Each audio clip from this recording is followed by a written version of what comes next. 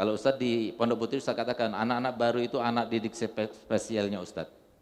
Yang ganggu mereka berarti ganggu Ustadz. Yang menyayangi mereka, membantu mereka berarti membantu kepada Ustadz. Tapi insya Allah Abu Yazan juga berkata begitu kepada kalian. Ustadz menggantikan Abu Yazan bahwasanya anak baru adalah anak spesial untuk kita. Termasuk ini perhatikan. Sekarang anak baru, tapi insya Allah semua anak baru yang di sini semua akan menjadi santri lama semuanya insya Allah. Kenapa? Berhasil melewatinya. Setiap tahun pasti ada yang nggak betah, ada bahkan kemarin ada cerita. Ada murid baru, sudah daftar, sudah seleksi, sudah masuk ke klinik. Begitu giliran masuk ke kamar langsung nangis. Kenapa? Katanya ada orang yang besar badannya hitam. Itu setan itu. Setannya menjelma. Emang dasar setan itu kurang ajar. Sehingga Pak, akhirnya barusan telepon, Ustaz, setannya ikut ke Bekasi juga satu. Setannya sampai ikut ke rumahnya, di rumahnya nangis-nangis juga. Masya Allah setan luar biasa. Nah, makanya ayo kita berjuang. Supaya perjuangan kita terus sukses, bagaimana caranya Ustaz Hasan akan berikan tip kepada kalian. Assalamualaikum warahmatullahi wabarakatuh. Alhamdulillah Rabbil Alamin. Wassalatu wassalamu ala ashrafil anbiya'i wal mursalin Sayyidina wa habibina wa syafi'ina wa nuri qulubina Muhammad Habibi Rabbil Alamin wa imamil ghurril muhajjalin wa ala alihi wa sahbihi ajma'in. Subhanaka la ilma lana illa ma 'allamtana innaka antal alimul hakim. Rabbi shrah li sadri wa yassir li amri wahlul 'uqdatam min lisani yafqahu qawli, amma ba'du. Yang sama-sama kita hormati, kita cintai, kita takzimi dan selalu kita doakan Mudirul Ma'had Abuya Al-Habib Zain bin Hasan Baharun hafidhahullah wa ra'ah, wa jami' akhwanihi Habib Ali, Habib Husin, Habib Abdullah bin Ja'far, Habib Abdullah Al-Juhri, serta semua para habaib yang alhamdulillah pada malam ini banyak habaib datang bersama kita. Habib Adwal Idrus, wa Habib Muhammad Segaf, Habib Murtaza bin Abu Bakar bin Tahir, Habib Anas Hinduan, Habib Bakar Segaf, dan semua para habaib dan para asatidzah yang kita cintai, terutama Abna Abuya Sayyid Muhammad Alwi Al-Maliki hafidhahumullah wa ra'ahum. Yang saya cintai, saya banggakan, yang diperhatikan oleh Nabi kita Muhammad SAW, maka pertama kali yang akan kita sampaikan kepada antum semuanya, apa yang telah disampaikan pertama kali kepada kami selaku murid pada waktu kami belajar kepada Abu Yazid Muhammad Alwi Maliki dan juga kepada Habib Zain bin Ibrahim Smith. Marhaban bi wasiatir Rasul. Selamat datang dengan wasiatnya Nabi. Antum semuanya adalah wasiatnya Nabi.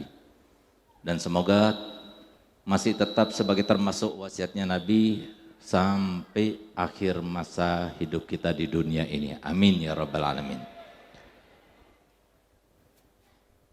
Masyarul muslimin, masyarul talabah al-judud, wa ma'asyirat talabah al-qudama, rahimakumullah. Alhamdulillah, patut kiranya untuk kita panjatkan puja dan puji syukur kita kehadirat Allah Subhanahu wa taala. Karena pada malam ini kita bisa bersyukur untuk tahap pertama kalinya. Syukur tahap pertama itu maksudnya Ustadz adalah karena antum semua dapat hidayah. Tanpa hidayah dari Allah enggak mungkin. Apa beda kita dengan mereka yang bukan beragama Islam? Apa beda kita dengan mereka yang enggak mau masuk pondok? Dengar pondok saja enggak mau. Tapi kalian alhamdulillah mau datang jauh-jauh, meninggalkan keluarga, datang ke sini. Itu kalau bukan karena nikmat dari Allah enggak mungkin. Berarti malam ini kita harus bersyukur. Kenapa? Karena Allah telah menjadikan kita semuanya berada di dalam ranah hadis Nabi yang berbunyi yang dikatakan oleh Imam Ghazali, kalau seumpama enggak ada hadis yang lainnya yang menunjukkan akan keutamaan orang yang belajar ilmu agama itu, yang menjadi pedoman dan tuntunan hidupnya, kecuali hadis ini saja cukup, enggak perlu hadis yang lainnya. Apa itu? Man yuridillah bihi khairan yufaqihu fiddin. Siapa saja yang dikehendaki Allah Ta'ala nanti hidupnya bahagia, nggak sedih, nggak susah. Istrinya cantik, hartanya banyak, mobilnya bagus, insya Allah dihormati, dimuliakan di mana-mana. Masih teringat Abu Yahya Hasan bilang begini, yang bikin pesawat mereka benar, yang bikin mobil mereka juga benar, yang bikin listrik mereka juga benar, tapi yang menikmati kita. Jadi kita yang menikmati, nggak capek-capek jadi jongos. Nggak capek-capek kita itu jadi yang membuat, tapi alhamdulillah kita menikmatinya. Kalau kita tetap seperti ini sampai akhir hayat nanti. Masalahnya Allah Subhanahu wa taala mengingatkan kepada kita semuanya dalam surat Yasin yang selalu kita baca. A'udzubillahi minasyaitonirrajim. Bismillahirrahmanirrahim. Alam a'had ilaikum ya bani Adam an la ta'budush innahu lakum aduwwun mubin. Nah, jadi selama masih ada setan, masih ada anak baru yang nggak betah. Kalau sudah tidak ada setan, baru anak baru semuanya pasti betah. Masalahnya setannya masih ada. Kapan matinya setan? Nanti kalau sudah Imam Mahdi keluar, Nabi Isa keluar, Israel mengambil semua nyawa, baru selesai. Tapi sekarang masih. Maka yang membuat antum semuanya supaya jangan sampai termasuk yang bahagia hidupnya. Jangan sampai termasuk yang berbangga dan bakti pada orang tuanya. Jangan termasuk yang nanti menjadi suami yang soleh, menjadi ustadz yang soleh. Yang nikmat hidupnya itu akan disodorkan, dibentangkan oleh Allah Ta'ala. Kenapa? Kata Nabi SAW, kalau seumpama kalian manusia itu tidak dijaga oleh 7 malaikat penjaga, maka niscaya dari saking bencinya setan kepada kalian itu, kalian akan dibunuhnya dengan cara dicabik-cabik. Sehingga Allah Ta'ala mengingatkan kita, innahu lakum aduun mubin. Dulu Ustaz, ngasih mujahadah sama anak-anak putri. Antum kan anak-anaknya Abu Yazan, anak putri anaknya Ustaz. Nanti kalau sudah kawin kita besanan. Insya Allah kalau dapat putri, insya Allah anak didikannya Ustaz itu Masya Allah enggak melakukan 3M sama suaminya. Enggak marah, enggak minta, enggak membantah. Apa enggak nikmat punya suami, punya istri kayak begitu? Mau? Harus lulus dulu. Kalau enggak lulus, kita enggak mau besanan sama Habib Zain. Nah, jadi Ustaz kasih mujahadah pada mereka. Apa mujahadahnya? Setan musuhku, setan musuhku, setan. Bukan subhanallah, bukan alhamdulillah, bukan takbir, tapi setan musuhku. Kenapa? Karena memang setan yang bikin. Yang bikin kita ingat-ingat sama keluarga, ingat sama orang tua, ingat sama HP, ingat sama teman-teman, ingat ketika kita bermain. Itu siapa? Ya setan. Padahal orang tua kita tidur nyenyak. Kamu mikirkan orang tua kamu enggak ketawa-ketawa, senang, alhamdulillah kamu ada di pondok. Kok malah kita itu jadi susah. Nah, itu setan semuanya. Sehingga Ustadz pernah bertanya kepada guru Ustadz, Habib Zain. Orang yang paling banyak digetoli sama setan, orang yang paling banyak ditemani oleh setan itu siapa? Ada 4 golongan. Yang pertama, para habaib zuriyah Nabi. Kenapa? Karena musuh utama setan itu adalah Nabi Muhammad. Sehingga apa? Misi dan visi maksud daripada setan itu tujuannya adalah semua keturunan Nabi ini tidak seperti yang disampaikan oleh Nabi Muhammad. Jangan sampai ada di antara mereka yang menjadi dai, jangan sampai di antara mereka yang berakhlak yang mulia, jangan sampai di antara mereka yang menjadi sebab pengaman bagi umat ini. Itu maksudnya tujuannya, supaya mereka itu menyangka bahwasanya oh Nabi itu pembohong. Buktinya mana? Sehingga apa? Pertama kali yang paling banyak setannya itu ya para zuriyah Nabi itu. Itu yang pertama. Yang kedua, para orang kaya. Kenapa? Karena orang kaya dan kekayaannya itu bisa berguna, bikin pesantren, bisa berguna untuk bikin majelis, bisa berguna untuk menyantuni para yatim dan sebagainya. Sehingga apa? Digandoli oleh setan itu supaya apa? Supaya tidak menjadi penunjang bagi dakwanya Nabi Muhammad. Yang ketiga siapa? Para pejabat. Kenapa? Dengan kekuasaannya, kebijakannya, dia bisa menuliskan tanda tangan untuk supaya dibangun pesantren, dibangun majelis taklim dan sebagainya. Supaya itu enggak terjadi, masuk setan kepada mereka. Dan yang keempat siapa? Yang keempat itu adalah para santri, terutama santri baru. Jadi kalian itu, santri baru itu, santri lama ada setannya, tapi santri baru 2 setannya. Santri lama satu setannya, santri baru dua. Jadi gimana caranya supaya anak ini nggak betah? Oleh karenanya harus berjuang. Kenapa? Karena kalau kalian nanti sampai selesai di pondok ini, kalian berarti cikal bakal orang-orang yang sukses hidupnya bukan cuma di dunia, sampai di akhirat nanti. Sehingga saya berharap nanti ada presiden dari kalian, ada menteri dari kalian, ada anggota DPR dari kalian. Insya Allah kalian semuanya ada di antara kalian menjadi pengusaha sukses, ada yang dai. Pokoknya di Indonesia ini berwarna dengan warna dalwan insya Allah. Siap? Nah, oleh karena itu, apa penghalang-penghalang yang Ustaz akan jelaskan kepada kalian sebagaimana Ustaz juga alami. Maklum, nah, oleh karena ini kesempatan bagi anak-anak yang lama. Kalau Ustaz di Pondok Putri, Ustaz katakan anak-anak baru itu anak didik spesialnya Ustaz. Yang ganggu mereka berarti ganggu Ustaz. Yang menyayangi mereka, membantu mereka berarti membantu kepada Ustaz. Tapi insya Allah Abu Yazan juga berkata begitu kepada kalian. Ustaz menggantikan Abu Yazan bahwasanya anak baru adalah anak spesial untuk kita. Termasuk ini perhatikan. Sekarang anak baru, tapi insya Allah semua anak baru yang di sini semua akan menjadi santri lama semuanya insya Allah. Kenapa? Berhasil melewatinya. Setiap tahun pasti ada yang nggak betah, ada bahkan kemarin ada cerita. Ada murid baru, sudah daftar, sudah seleksi, sudah masuk ke klinik. Begitu giliran masuk ke kamar langsung nangis. Kenapa? Katanya ada orang yang besar badannya hitam. Itu setan itu. Setannya menjelma. Emang dasar setan itu kurang ajar. Sehingga Pak, akhirnya barusan telepon. Ustaz, setannya ikut ke Bekasi juga Ustaz. Setannya sampai ikut ke rumahnya, di rumahnya nangis-nangis juga. Masya Allah setan luar biasa. Nah, makanya ayo kita berjuang. Supaya perjuangan kita terus sukses, bagaimana caranya Ustaz Hasan akan berikan tip kepada kalian.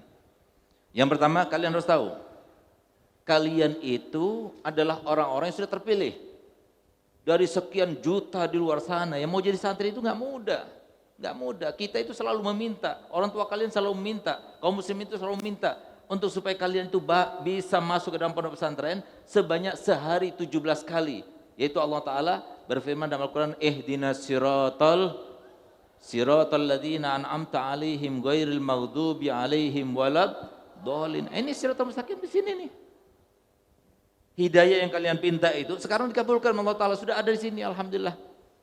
Tinggal bisa tidak kita melawan setannya, bisa tidak kita melawan hawa nafsunya, bisa tidak kita itu melawan kendala-kendala yang ada. Nah, oleh karena itu maka yang pertama kali harus kita lakukan, alhamdulillah, bersyukur kepada Allah kita sudah dipilih sebagai santri baru Pondok Pesantren Darul Lughah wa Da'wah. Berarti kalian sekarang muridnya Abu Yazan.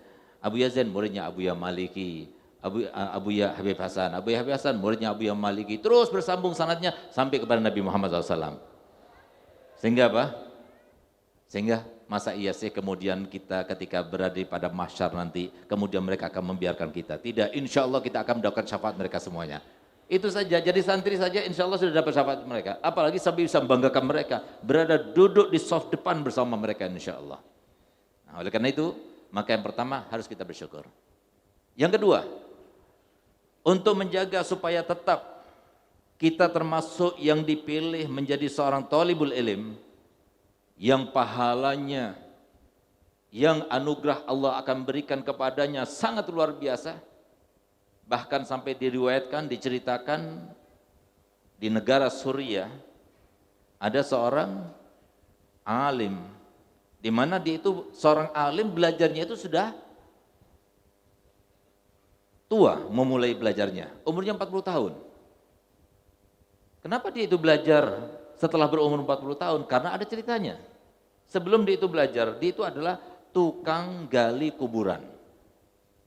Subhanallah, suatu waktu ketika dia menggali kuburan, karena ada seorang ibu yang datang untuk supaya digalikan kuburan untuk anaknya yang baru meninggal. Masya Allah, ketika digali dan setelah selesai galiannya, diletakkan jenazahnya, tiba-tiba dia pingsan.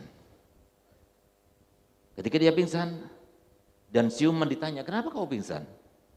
Aku melihat begitu anak tersebut ditanamkan di dalam kuburan tersebut, maka berubah kuburannya menjadi tempat yang sangat indah, bercahaya tanpa batas. Itu yang pertama. Setelah sekian lama, tiba-tiba ibu itu datang lagi, memerintahkannya untuk supaya menggali satu lagi galian kubur. Subhanallah, sama seperti yang kemarin, sehingga dia merasa heran, kenapa ibu ini bawa dua anak yang sama-sama keadaannya dikubur, diperlihatkan Allah Ta'ala bagaimana kedudukannya di depan Allah Ta'ala, di sisi Allah Ta'ala, sehingga Allah muliakan dalam kuburnya. Maka kemudian dia datang, diikuti ibu itu, ditanya, siapa? Yang pertama anakku, dia itu seorang talibul ilim. Yang kedua anakku juga, tapi dia yang membiayai talibul ilim adiknya itu. Subhanallah, yang belajar sama yang biayai sama-sama dapat kemuliaan tersebut. Siapa beruntung? Kalian nanti akan masuk dalam kuburan semacam itu. Yang membiayai kalian siapa? Orang tua kalian juga akan mendapatkan kemuliaan tersebut. Mau apa tidak? Nah, jadi doakan supaya kalian tetap seperti itu sehingga orang tua kalian insya Allah masuk dalam kuburnya juga mendapatkan raudhah min riyadil jannah insya Allah. Amin ya rabbal alamin. Satu, yang pertama yang harus kita persiapkan setelah kita bersyukur pada Allah Ta'ala. Kita harus makan makanan yang halal. Usahakan jangan sampai kita makan makanan yang tidak halal. Karena apa? Ilmu yang kalian pelajari bukan ilmu yang kalian pelajari di luar. Ilmu yang kalian pelajari itu adalah berupa cahaya. Yang jikalau kita itu ada mendapatkan ilmu tersebut, maka hati kita menjadi cahaya. Kalau sudah hati kita bercahaya, mudah bermimpi Nabi Muhammad. Mudah mendapatkan kebaikan-kebaikan dan sebagainya. Oleh karenanya, orang yang paling diperhatikan oleh Nabi kita Muhammad SAW, orang yang paling diperhatikan oleh Allah Ta'ala siapa? Talibul ilim. Karena niatnya, masuk pondok itu sudah niatnya baik. Mau jadi orang baik. Apalagi mau jadi seorang ustadz. Apalagi mau jadi seorang da'i. Itu kan gak mudah yang semacam itu. Nah, oleh karena itu, maka niat antum semuanya ini, sekarang ini, untuk menjadi seorang talibul ilim, itu tidak mudah, banyak hambatan-hambatannya. Tapi supaya hambatan itu lewat, makanan antum semuanya harus halal. Coba lihat bagaimana Imam Syafi'i. Imam Syafi'i itu ketika belajar itu, beliau tidak pernah berusaha untuk kenyang. Karena apa? Karena dia itu berusaha untuk jangan sampai makan kecuali yang pasti ini adalah halal. Sehingga Imam Syafi'i yang diriwayatkan termasuk orang yang sangat jenius. Baca saja, melihat saja satu kitab, satu halaman, langsung hafal. Sampai dari saking cepatnya hafalannya, kalau dia itu membaca kitab, maka lembaran yang satunya itu ditutupnya. Takut apa? Takut kebaca, akhirnya dihafal juga. Dan saking kuatnya. Suatu waktu dia kemudian berbuat maksiat. Tapi maksiatnya bukan seperti maksiat kita. Sesuatu yang biasa saja dilakukan. Akhirnya Pak, yang biasa dia itu lihat langsung hafal, kemudian harus dilihat berapa kali baru hafal. Sehingga kemudian keluarlah sebuah bait, syakautu ila waqi'i su'ahifdi farsyadani ila tarkil ma'asi wahbarani bi annal ilma nurun wa nurullahi la yu'ta lil asi. Aku mengadu kepada guruku. Aku berkata kepadanya bahwasanya aku tidak seperti biasanya dalam menghafal dan sebagainya. Maka kemudian dia memberikan petunjuk padaku, tinggalkan maksiat karena sesungguhnya maksiat itu bisa mendatangkan ilmu yang bermanfaat. Yang kita cari ilmu yang bermanfaat. Sekali lagi saya katakan, ilmu yang bermanfaat itu enggak harus 10 tahun. Enggak harus. Kalau sudah kamu dapatkan, maka walaupun dalam waktu yang sekejap, maka kalian akan pulang ke rumah dalam keadaan sudah dibuka oleh Allah Subhanahu wa taala. Apa yang kalian pelajari sekarang ini, buka kitab, nulis, hafal dan sebagainya, itu cuma proses menuju kepada kesempatan mendapatkan ilmu yang bermanfaat. Ilmu yang bermanfaat itu adalah ilmu yang disebutkan dalam kitab Muthala'ah yang kalian pelajari nanti, yaitu apa? Al ilmu fis sudur la fis sutur. Ilmu itu di dada, dalam hati ini. Bukan yang kita baca ini, bukan. Kalau sudah kita berhak mendapatkan ilmu tersebut, maka cukup. Di mana saja kita akan bisa bicara. Di mana saja kita akan dibuka oleh Allah Ta'ala dan pengetahuan-pengetahuan yang membuat kita itu takut kepada Allah Ta'ala dan orang itu takut kepada Allah Ta'ala. Nah, caranya gimana? Tinggalkan maksiat dan makanannya harus makanan yang halal. Itu yang pertama. Yang kedua, bersihkan hatinya. Hati ini harus bersih. Jangan sampai kita benci sama orang. Jangan kita itu riya. Jangan kita itu ujub. Jangan kita itu sampai kemudian melakukan sesuatu yang bertentangan dengan perintah Nabi. Semua penyakit hati kita buang. Nggak mungkin langsung belajar sedikit-sedikit. Oh iri nggak boleh, kita coba jangan iri. Caranya bagaimana? Nanti akan jelaskan, di pondok ini akan dicerahkan. Bahkan satunya kitab namanya Terapi Hati dan Jiwa. Di situ disebutkan bagaimana sifat marah itu mencelakakan manusia, bagaimana sifat pemarah itu mencelakakan manusia dan sebagainya, semua disebutkan. Nah, itu semua ada ilmunya dan kalian harus belajar. Terus yang ketiga hikmah kepada guru. Berbakti kepada guru itu paling cepatnya jalan menuju ilmu yang bermanfaat itu adalah berbakti kepada guru. Anak-anaknya Abu Yahya Hasan semuanya, dari mulai Abu Yahya Habib Zain, Al-Fakir sendiri, Habib Ali, Habib Husin, semuanya ahli khidmah kepada guru-gurunya. Bahkan kami tahu Abu Yahya Habib Zain ini kalau dia khidmah kepada gurunya Abu Yazid Maliki, satu harinya itu 8 jam, itu khusus hanya untuk khidmah. Jadi beruntung yang bisa khidmah. Tapi bukan semuanya punya kesempatan khidmah kepada guru secara langsung, tapi semuanya bisa mendapatkan khidmah secara tidak langsung. Bagaimana caranya? Ikuti peraturan pondok. Kalau sudah ikuti peraturan pondok berarti kita khidmah kepada guru. Jadi cukup belajar istiqomah. Kalau seumpama hati kita kemudian ada ingat kepada orang tua dan sebagainya, saya sudah meninggalkan orang tua, saya sudah keluar, saya sudah tahu bahwa saya orang tua mengeluarkan uang yang banyak dan sebagainya, saya harus berhasil, saya harus membanggakan. Dengan begitu kita termasuk orang yang berbakti kepada orang tuanya. Nah, oleh karena itu maka ayo ingat terus bahwasanya kalian masih banyak setannya, harus dibuang setannya. Supaya tidak mendekat setannya gimana? Banyak berzikir pada Allah Ta'ala, terutama banyak membaca la ilaha illallah, la ilaha illallah, la ilaha illallah. Setiap ada setan, ada yang mau datang, ingin bikin kita itu nggak betah, langsung jawab. Nah, pokoknya yang pasti kalian tidak betah bukan kemauan kalian, tapi kalian tidak betah bukan juga karena rindunya orang tua kalian, tapi kalian tidak betah karena setan nggak mau kalian jadi kekasihnya Nabi Muhammad. Kalian nggak mau dijadikan oleh Allah Ta'ala sebagai orang yang meneruskan perjuangan Nabi Muhammad. Nggak mau hidup di dunia itu dalam keadaan senang, itu nggak mau. Itu maunya setan. Makanya sampai-sampai dia bersumpah dalam Al-Quran, diabadikan sumpahnya. Apa itu? Wa izzatika la'awwiyannahum ajma'in. Demi kemuliaanmu ya Allah, aku akan jerumuskan mereka semuanya. Termasuk siapa? Termasuk anak baru ini. Nah, jadi kita mau ngalah kepada setan? Mau? Anak baru mau ngalah kepada setan? Mau kita kalah pada setan apa harus menang? Nah, insya Allah menang, semuanya menang, nggak ada yang nggak betah, semuanya betah. Pokoknya kalau ada apa-apa langsung dilaporkan, ya. Yang namanya guru itu pasti akan mendengarkan. Jadi di pondok itu bukan tempatnya pembuangan anak, bukan. Pondok ini bukan tempat tidak ada kasih sayang orang tua, makanya ditaruh di pondok. Tidak, orang tua justru sayang.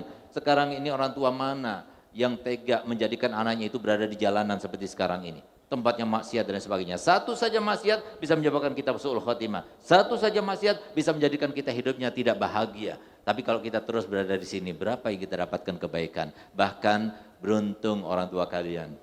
Kata Abu Yahya Hasan, beruntung orang tua kalian yang telah meletakkan anaknya pondok pesantren. Karena apa? Nanti kalau dia berhasil menjadi ustadz, menjadi dai, menjadi penyambung lidah Nabi Muhammad SAW, memperagakan akhlaknya Nabi SAW, maka apa yang terjadi? Ketika orang tua kalian meninggal, langsung dipeluk oleh Nabi Muhammad.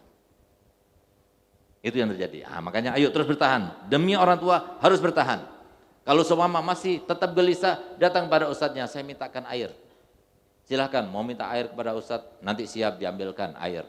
Ke Abu Yahya Habib Zain siap, semuanya siap. Yang penting antum semuanya harus berjuang dan kita harus sama-sama. Di dunia sama-sama, di akhirat juga sama-sama. Insya Allah kalian semuanya pulang, anak-anak baru, terutama yang tahun ini, kalau pulang ke rumah kalian semuanya bisa membuka dalwa-dalwa yang baru di rumah masing-masing insya Allah.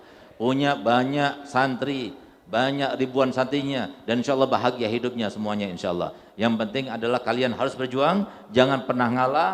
Kalau ingat orang tua, kamu harus meninggikan semangat kalian. Saya berada di sini bukan karena tidak dikasih sayangi oleh orang tua, tidak, tapi justru karena orang tua sayang kepada kita, maka kami diletakkan di pondok ini. Buktinya ada satu orang wanita yang jadi tauladan buat kita. Dia istri daripada orang kaya raya, yang dari Banjar pasti tahu. Dia termasuk orang yang terkaya di Kalimantan Selatan, sudah meninggal, namanya Haji Johan. Yang dari Banjar pasti tahu. Kalau kita jalan dari Banjar menuju ke Kandangan, nanti di sebelah kanan kita itu ada rumah bagus sekali. Yang waktu Ustadz masuk ke rumahnya, Ustadz heran, yang masuk ke rumah ini tingginya orangnya seperti apa? Kenapa? Pintunya itu besar sekali dari sini sampai ke sana gitu. Bukanya saja besar, berat gitu. Subhanallah, dia punya anak 3, semuanya laki. 1 belajar di Ma'had An-Nur, selesai kirim ke Hadramut. Satunya lagi belajar di Ma'had An-Nur, selesai kirim ke Hadramut. Satunya lagi masih belajar di An-Nur, belum pulang. Dua-duanya jadi ustadz ini yang 2 ini. Akhirnya ustadz kasih nasihat. Bu Haji, yang 1 ini ajari Bu Haji biar pinter mencari uang seperti abahnya. Karena abahnya mencari uang dengan cara nambang batu bara sehingga dia kaya raya. Untuk apa? Menunjang kakaknya. Jadi kakaknya bikin pondok, dia yang cari uangnya gitu. Apa katanya Bu Haji itu? Enggak, Beb. Saya enggak bermaksud seperti itu, Beb. Loh, terus gimana Bu Haji? Kan bagus itu Bu Haji, biar saling menunjang antara ketiganya itu. Beb, kalau seumpama saya pengen punya anak yang soleh, Beb, 10 tahun enggak cukup menjadikan mereka itu soleh. Tapi kalau seumpama saya ingin mengajarkan bisnis ayahnya, bagaimana caranya, bagaimana mengembangkannya, kasih saya waktu 3 bulan, saya akan menjadikan dia itu sudah faham benar dengan bisnis abahnya. Hebat nggak perempuan padahal. Sehingga pas semua anaknya dijadikan ustadz. Urusan bisnis mudah. Nah, ini salah satu contoh. Kalau Allah kasih hidayah, ya seperti ini. Tapi kalau ngasih hidayah, ngapain pondok? Pondok itu tempat kumuh, pondok ini tempat ini. Tapi alhamdulillah di Dalwa kan nggak seperti itu kan. Jadi insya Allah kalian itu menjadi orang-orang yang benar, orang-orang yang baik, orang yang bahagia di dunia dan di akhirat, membawa nama keluarga baik insya Allah. Ustaz yakin insya Allah anak baru yang sekarang adalah anak baru yang nantinya ke depan akan punya pondok pesantren masing-masing. Jadi dai di tempatnya masing-masing, yang kaya raya masing-masing, bisa membanggakan Nabi Muhammad SAW masing-masing. Nah, oleh karenanya ayo Ustaz ijazahkan sholawat busyroh.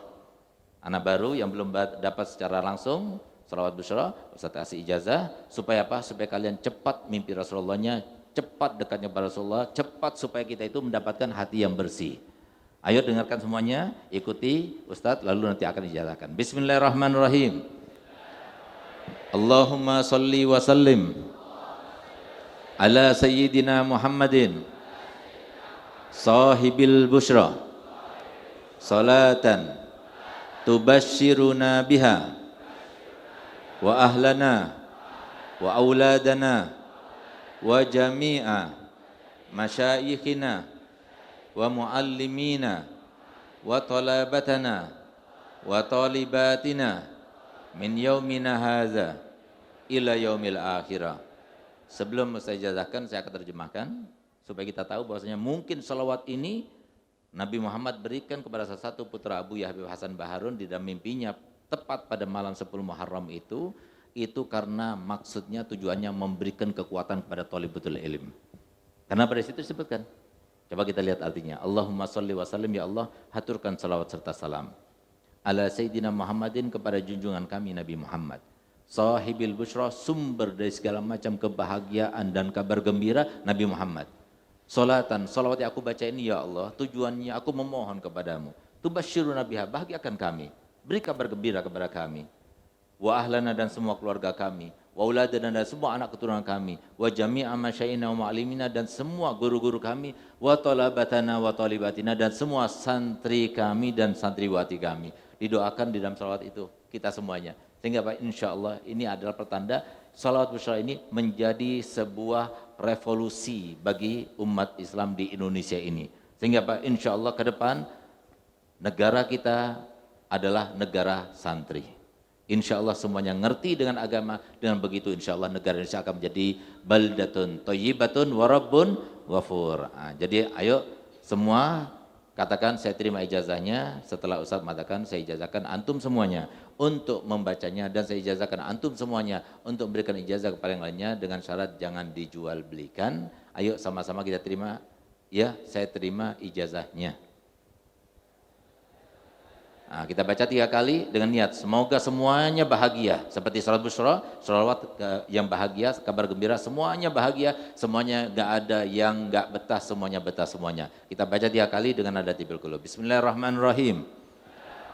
Allahumma salli وسلم على سيدنا محمد صاحب البشرى صلاة تبشرنا بها وأهلنا وأولادنا وجميع مشايخنا ومعلمينا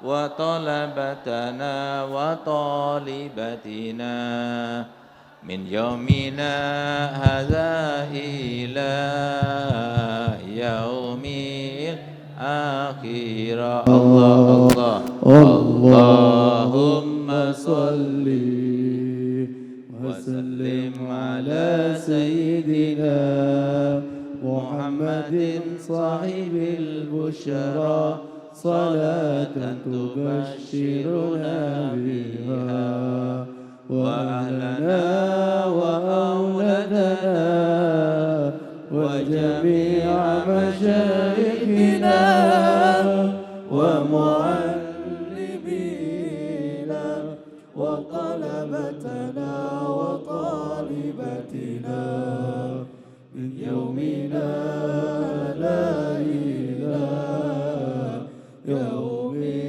الآخرة. اللهم صل وسلم سيدنا محمد صاحب البشرى صلاة تبشرنا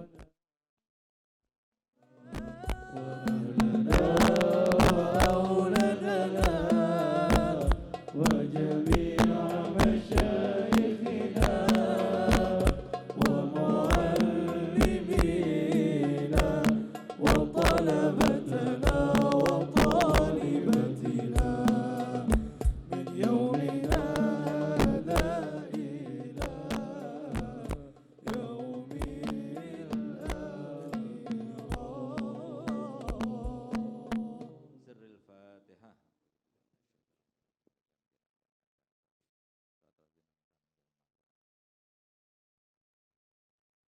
Anak-anak baru siap untuk berjuang melawan setan? Siap untuk semangat?